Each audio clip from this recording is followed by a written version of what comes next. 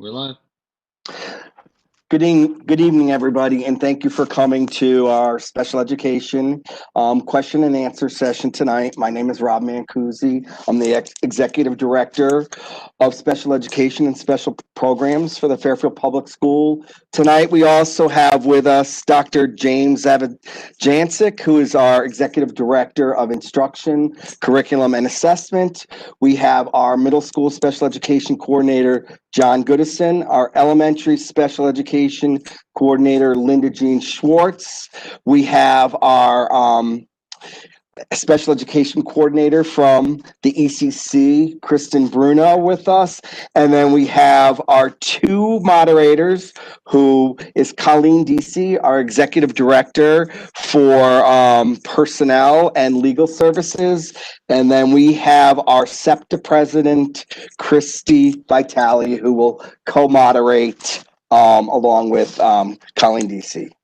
Before we get started in terms of talking about the changes to the special education plan, I just want to say, if you're not a SEPTA member, it's a wonderful organization that provides great support and services to our students with disabilities and their families. And, we love having a strong partnership with our colleagues from SEPTA. So with that, tonight's 7 to 8, we're going to be doing our presentation and answering any questions that you may have. On January 19th, as many of you know, elementary school students are coming back 5 days per week, 9 to 1. There will be 5 cohorts assigned to students in elementary school, but special education students, if their parents so choose, will be attending school 5 days a week starting January 19th from 9 to 1. The thought behind that is the 4 hours per day versus the current 2.5 hours per day provides 7.5 hours additional live in-person services for our students with disabilities in grades kindergarten through 5. So we will be able to increase the amount of live in-person services that students receive in school. For students who need additional support, such as our students with high needs in our complex learner cohort classes, they will continue to go their full day that they're currently going as if we were not in a shortened day due to the pandemic. Additionally, for students who have additional needs and struggle remotely, parents and schools still have the option to provide additional learning support in person to students beyond that 1 o'clock time. That would be done on a case-by-case basis, as is currently done, and that would be a decision made within or between the school and the parents. As you know, just a reminder, we are still obligated to meet the needs and the services as written in student IEPs as if there were no pandemic. So we have the IEP implementation plans to, show how we're going to do that differently if we're not able to address all services as listed in the IEPs. The middle school schedule also has changed, and the high school schedule, as we've been doing from day one.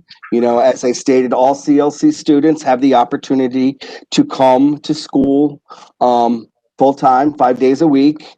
We've extended that to other students who struggle remotely and whose parents and teachers and school-based teams work together to determine additional support that the students may need beyond their cohort schedule. So the ECC schedule right now is going fairly smoothly, along with the Walter Fitzgerald campus schedule. Those two schedules will not change at this time. And in terms of the CPP schedule, students who are participating in our community partnership program. They will continue with the 2 cohorts. With the remote Wednesday now, students will rotate coming in on remote Wednesday. So if you're in cohort A, you will come live for services on Wednesdays. Cohort B will remain remote, and then that will rotate alternately every week. So if there's any questions, I know that was just a quick overview, but I wanted to, really, this was a time for parents to ask questions if they had any additional questions. So, Rob, I don't see anything in the chat right now. I just texted Marco because, Christy, do you see anything in the chat? No, okay. I just texted Marco to make sure it wasn't just my computer or my account. Okay, then, if we could, because this was billed as primarily focused on elementary, because during the webinar with Mr. Cummings, there was a couple questions and requests that we do from elementary parents that we provide additional information for special education teachers. So James, if you could just give a quick overview of like a day in the life of an elementary student with this schedule. Sure thing, Ms. Mancusi, and thank you for joining us today. I'll just give a brief synopsis of some of the changes that will occur over the next 2 weeks on January 19th. As Mr. Mancusi said, all of our students 100% are due back to our buildings, regardless of their cohort assignment. As he mentioned, there's 5 of them on January 19th. Our school day essentially is the same school day in normal times. It begins at 9 o'clock, and for the most part, it will end at 3:30. The difference is the in-person portion of the day begins at 9 and ends at 1. This is a change from the practice or the schedule we're currently in, which is either an AM or a PM cohort. Students come in from 9 to 11:30 or 1 to 3:30. Now all students, regardless of cohort, will be combined in the classrooms, in each classroom with their current teacher. And so school day will begin at 9, it will end at 1. So what does that mean in terms of what we're offering throughout the day? Much of the asynchronous instruction that's currently happening on either the PM or the AM time where students are not in school will be happening during the school day with the teacher in the classroom, with peers, and with other essential personnel we have in the school buildings. We currently offer right now a language arts block, a morning meeting, and a math block in person in the school day. On January 19th, we will shift to offer 2 language arts blocks, which will include reading and writing as separate subjects for the most part. It will also include math. We will continue to have morning meeting, and we'll also be able to include science and social studies, which was all asynchronous, or currently is all asynchronous, where kids are working on their own, reading and responding to different texts and activities. That will happen live in the classroom with the teacher as well. In addition, we've been able to build in movement and recess breaks staggered throughout the day, as well as snack time, knowing that there is, a 4-hour day without a technical lunch period in the school day. When students leave at 1 o'clock, they will be transported home. There'll be between 1 and 2 time for lunch and anything else to take care of before teachers will go live again virtually through their Google Classroom from 2 to approximately 3:40. And there's going to be a combination of different things that happen during that time. Remember, our elementary schools are on a 6-day cycle. So each building principal is going to, and each classroom teacher obviously, are going to get a schedule out to all students about what will happen from 2 to 3:30. But what should happen over each day and across the 6-day cycle is the specials area class will happen synchronously or live with the specials area teacher. Those things include physical education, art, music, Spanish for our upper grades, and library media studies. Those are a half-hour block.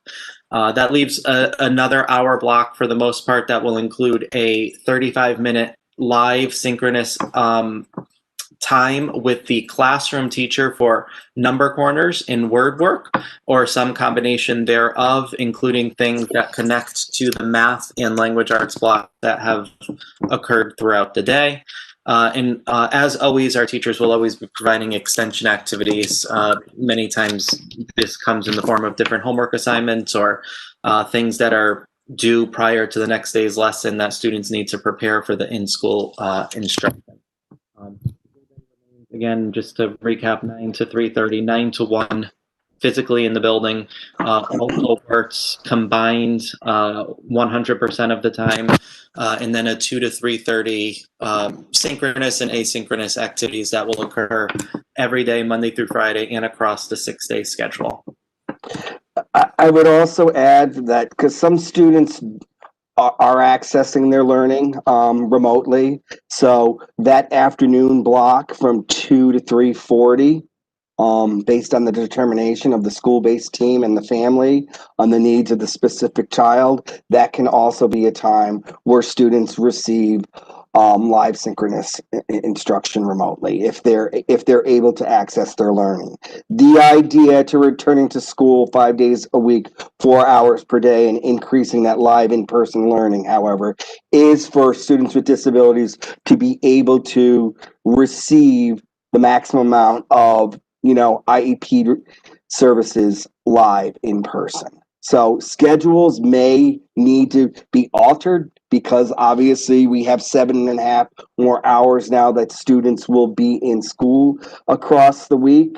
But for students who are successful remotely, again, we on an individual case-by-case basis, we work with school-based teams and families to meet the needs of each child. So, Mr. Mancusi, we got some great questions in the chat if you are ready for them. Ready. Okay. First question is from a parent who's looking to check their understanding. For elementary school special ed students, even if the school itself is going to go to the 80 or 60% cohort, then will the special ed students still attend school 5 days per week? Yes, special education students will go to school 5 days a week from 9 to 1. And then students who need additional support on a case-by-case basis will work with their school-based teams to, make individual plans for students. Great. This next question might be for both you and Dr. Zabajancic. When will parents be able to receive schedules for their students? And the parents are looking for both the regular ed schedules and the service schedules for their special education or other services that they might be getting. Excellent question, and it's a conversation I had with a colleague today. They're currently working on schedules. So what I would say, they're working as hard as they can to get the individual schedules together. So our hope is, at least that all special education schedules will be to parents prior to the 19th. Great. The only thing I'll add there for regular schedules in terms of, I think what the question's probably alluding to is the afternoon, because the 9 to 1 block is really solidified and kids go there and that's just going to happen. The 2 to 3:30, where specials, word work, and number corners are happening, will be given out through the buildings and through the classroom teachers on the Google Classroom. In a similar pattern that probably is happening now, the classroom teacher would, direct or let students know what their special is that day, so that they're showing up to the PE class if it's on an A day or the art class on a B day, etc. I would say, in addition to the service schedule that you will get regarding when your child is getting special education related services, you will also be getting a revised learning model IEP implementation plan to show the changes. Thank you. So the next question I'm not quite sure who this one goes to, so I will give it to the two of you again.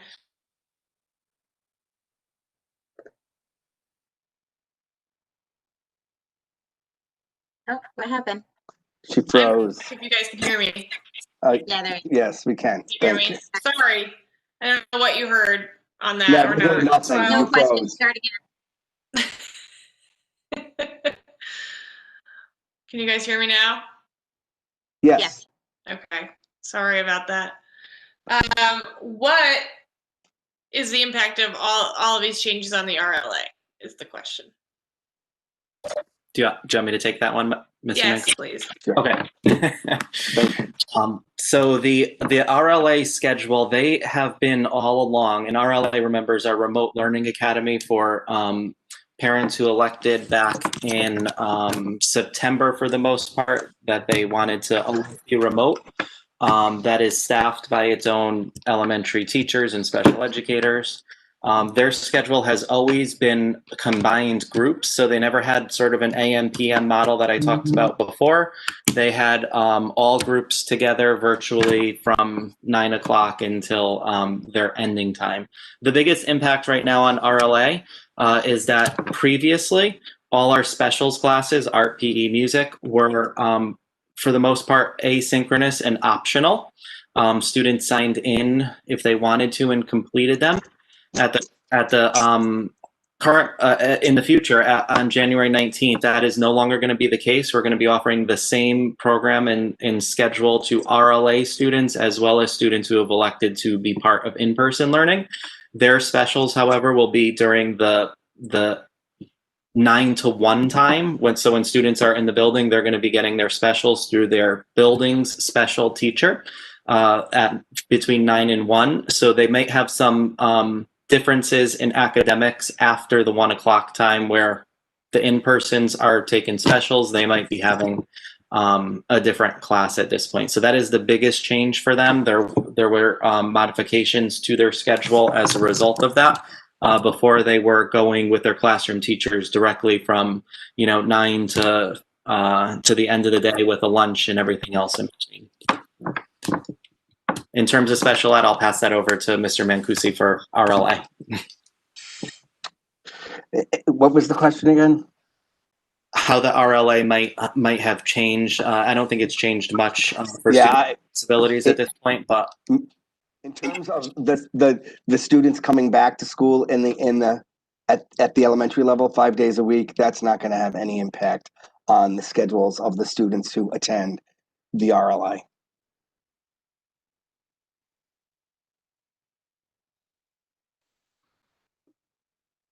Oh, you're muted, Colleen. You guys can't hear me. Sorry. That's the whole problem. I was like, why is James talking over me? Sorry about that. So the next question is specific to the ECC. So this one goes to Mr. Mancusi with Ms. Bruno on deck. And the question is, what is the safety reason for remote Wednesdays? And under what conditions might this be revisited so students can attend 5 days a week? Kristen, you want to answer that? You talk about how the schedule. You're on mute, Kristen. The safety reason around remote Wednesdays has to do with staff not being able to meet together to collaborate, to our inability to group together for PPTs in order to reduce the number of subs that we would need for coverage when teachers are in meetings or PPTs. We're also finding a benefit, and I've talked to my colleagues from other districts about having the remote Wednesdays and the communication with parents that's provided and offered through the office hours, through the activities that are posted, the asynchronous activities, the videos, that we're not really seeing a reduction in progress from only being 4 days a week. So for now, until we can have teachers together in rooms to plan without putting kids at risk by having additional subs in the classrooms, the schedule seems to be meeting both of our instructional needs and our safety needs.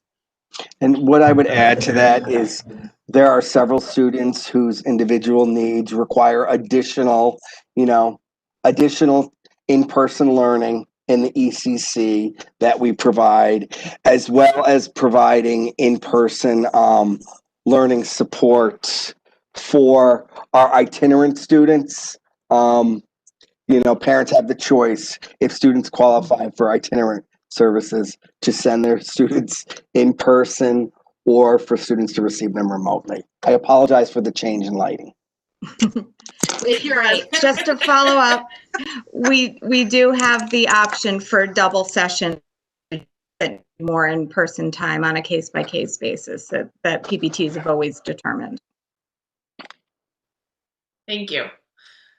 The next questions are from parents who have students who receive skills or pragmatic language skills as services because they have goals on their IEP for social skills or pragmatic language. So they have small group services that they have not been receiving because of COVID and the current schedule that we're moving away from.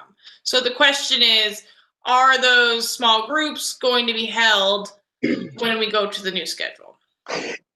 A small group instruction has always been an option from day one, as determined appropriate by school-based teams and families. If that has not happened because of safety or health reasons, that's the purpose of the Learning Model IEP implementation plan, to demonstrate and to document how those pragmatic goals are going to be delivered alternatively to the small group instruction that the IEP indicates. Thank you. But to clarify, that means that once they're in school, if they're putting these kids in, they're going to be able to be in these small groups. If they're not having them now, I mean, kind of what you said was they should have been having them, but the real answer here is if they weren't, they will. The whole There's no purpose reason to bring not have small group.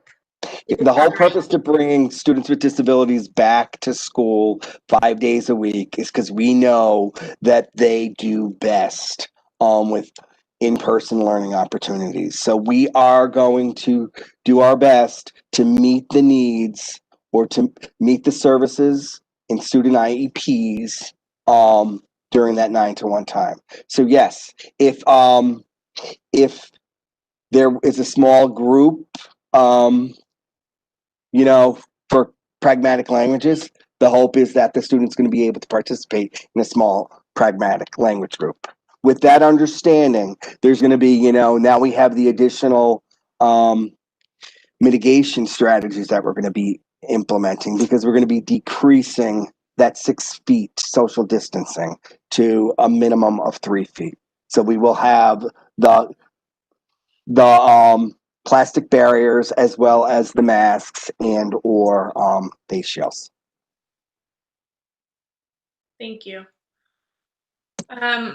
The next question is for the students that already have additional support after school. Is that support going to be arranged again, or is it going to carry over? I'm not quite sure what that parent is getting at, so I thought I would read it and see if you understood. What I would say, it sounds like a specific student question. So if that mother or father would like to reach out to me via email tonight, I will, or I can call you tomorrow to discuss the specifics of that case. What I would say is, if your child is already going to school on an extended day, depending on the amount of hours of that extended programming for the week, if the 7.5 hours is not making it up, we would again have to talk about the individual needs.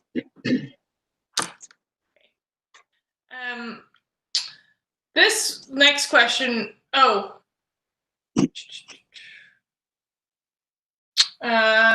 wasn't sure if that was clarifying, sorry, but it doesn't seem like it is. So the next question is, will all IEP services, including pull-out services and social, be handled during the in-school portion of the day? To the greatest extent possible, yes. But there may be cases, particularly with students who are successful remotely, that the part of the services the team with the parents may choose to do in that afternoon portion when students can receive services remotely. But the idea is we're gaining 7.5 hours additionally of in-person learning by going to the 9-to-1 schedule. That is, in essence, 3 additional 2.5-hour days, which is what we currently have is the 2.5-hour days. So we would like, because it is the best for students, to get all their services to the greatest extent possible in person when in school. If that is not possible and the student struggles significantly remotely and has not been progressing, that would prompt a conversation with the parents and the school-based team on additional support. Okay.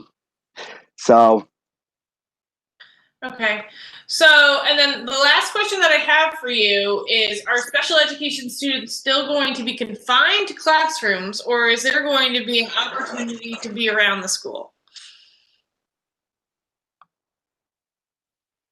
I'm going to ask for some clarification on that question. I don't know if someone could clarify that. Because of current, safety and health conditions, there's not a lot of movement in the schools currently. For obvious reasons, we're trying to avoid transmission of this disease, but that doesn't mean students can't go to receive social work support in a social worker's office, or to receive speech support in a speech pathologist's office, or to get reading support in the special ed teacher's resource room if it's not push-in support. But we are going to continue to try to limit movement throughout the building as much as possible to control transmission. Thank you. There are some questions here. It looks like Lori, I would say, should probably contact your office. I'll jot her name down. But she's had a couple of questions that I don't know exactly what she's asking. So I would say perhaps you could get in touch with her tomorrow, or she could get in touch with your office. So I'll put that in an email to you. Okay. And then there's a couple of questions here that I think have been answered, or they're not about special education. So I'm going to skip over those. And then the next question, and this is currently the most recent one in the chat, is, since in-person learning is increasing, shouldn't remote learning opportunities increase?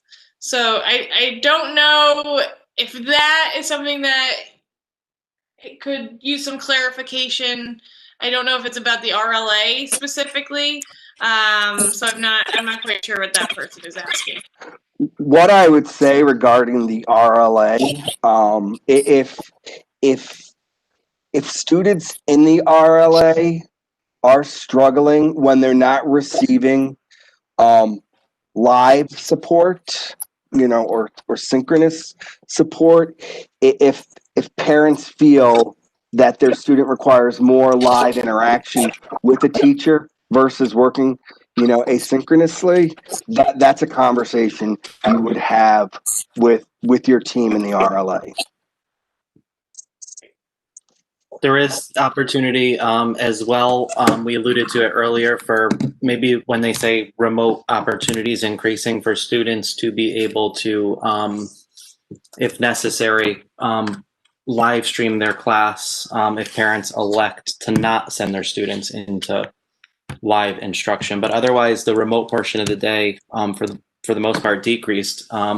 What did increase in the remote portion of the day is the amount of time that is synchronous versus asynchronous.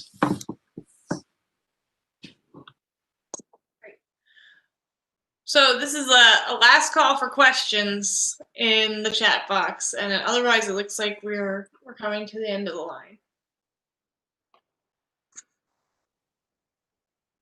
If I could then, if parents are thinking about questions, maybe John, if you can just give an overview of you know, the middle school, the process that you and your teams and your families have gone through. So our families know that, you know, this has been a really challenging time. And, you know, we are very aware that this is a real struggle on our families. And we have great appreciation for that.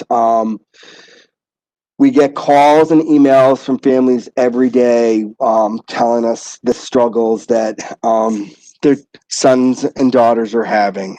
And when we get those calls and have those conversations, we do, you know,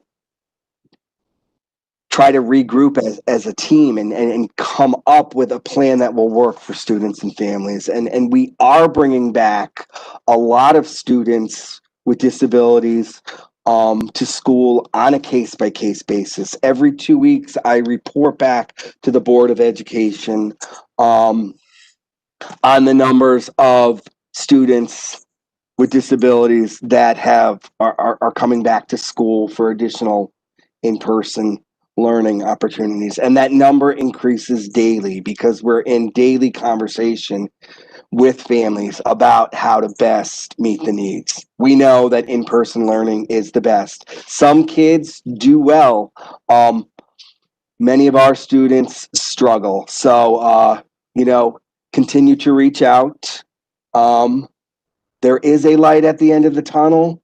I think so. We are looking as much forward to being back in school full time with your children so we can meet those IEP goals and objectives and provide those services live in person as you know, we intended to write them. So John, if you could just give a brief overview of your process, because for the middle school, and the high school process is very similar, as is every other level, but so it's in order to make an equitable return of special education students across the 3 middle schools, it requires a conversation between all stakeholders, including general education, special education administration at central office, building administration, special ed teachers, and looking at from a schedule lens, from a public health standpoint, as well as an IEP standpoint. So that process in the beginning was starting more with parental referrals or requests, I should say. And as it's taken off, and I should note to that we really looked at doing it with certain qualifiers so that we were bringing back students certainly that need it the most. All of our students need to be back, and prioritizing them in a consistent way across all 3 middle schools. That has evolved now. The schools have really taken charge on that, and we are where teachers are identifying students as well that we feel could benefit from 5 days a week, 4 days a week, which has now become 5 days a week in the new learning. Well, it's really identifying students who are not really accessing learning remotely. Correct. Yeah. To come back when I was, and then that the conversation takes place between the special education, general education, and the team of teachers, and then a process is communicated to the family. Transportation is set up, and we identify a start date for when that student is able to come back. It's been a very successful process. It has, as Rob said, it has helped those who have struggled to access distance learning, access their IEP better, and we continue to bring students back every single day. Colleen, are there any more questions? There are no other questions. Just a comment that I would read because I think it's helpful. The parent says, I can only speak for my son or family, but the changes in schedule can be very difficult to navigate. So I'm glad there's a plan for consistency with 5 days a week for elementary special ed. Yep. We agree. Okay. And that brings us to our conclusion. On that note, I just want to say Happy New Year to everybody. May 2021 be be the best year that we all experience in our lives. We look forward to being back full time, continuing to partner with all of you on behalf of your children, and please continue to reach out to us individually. Lori, I'm looking forward to getting your email so you and I can touch base tomorrow, and I hope you all have a great night. Thank you all. Good night. Thanks. Good night. If you guys can stay on for a moment.